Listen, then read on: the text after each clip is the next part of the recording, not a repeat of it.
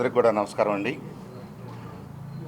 మా పెద్దలు general secretary గారు బోనబండి శ్రీనివాస్ యాదవ్ గారు, అలాగే మా పార్టీ అధ్యక్షులు వెంకటేశ్వర గారు జరుగుతున్న విషయాల మీద అన్ని వివరాలు చెప్పారు మీకు.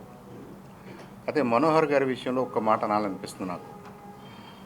ఆయన ప్రథమ పౌరుడు, చాలా ఇన్ఫ్లుయెన్షియల్ లీడర్ అనుకుని, చాలా పెద్ద లీడర్ అనుకుని చాలా మాటలు మాట్లాడాడు. సింహం కంటే పెద్దగా ఊహించుకున్నాడు.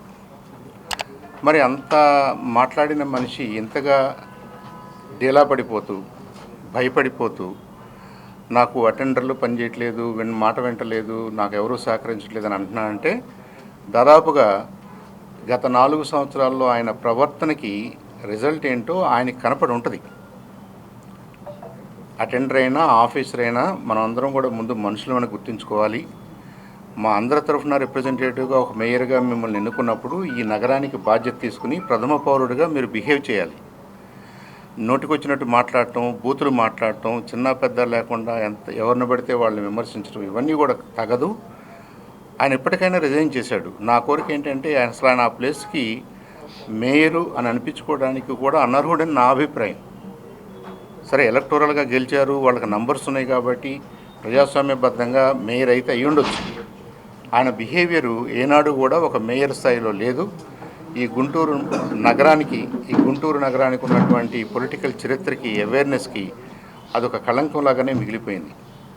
కాబట్టి ఎప్పటికైనా వ్యక్తిగత కారణాలతో ఆయన వెళ్తున్నాడు అనుకుంటే సంతోషం, వెళ్ళాలి కూడా.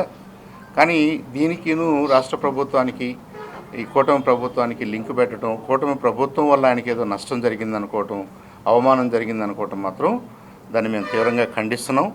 మేము ఎక్కడా ఇన్వాల్వ్ కాలేదు. హీజ్ మేయర్ అనేవాడు నగరానికి సుప్రీం. మీరు ఆ స్థాయిలో పనిచేస్తే, ఆ స్థాయిలో మీ దగ్గర నాయకత్వం ఉండుంటే, ఆ స్థాయిలోనే మీ స్టాఫ్ అందరూ కూడా, మిగతా కార్పొరేటర్స్ అందరూ కూడా సహకరించేవాళ్ళు. మీకు అది లేదు కాబట్టి ఇవాళ మీరే దొడ్డిదారిన బయటికి వెళ్ళిపోవాల్సి వస్తుంది. వెళ్ళండి.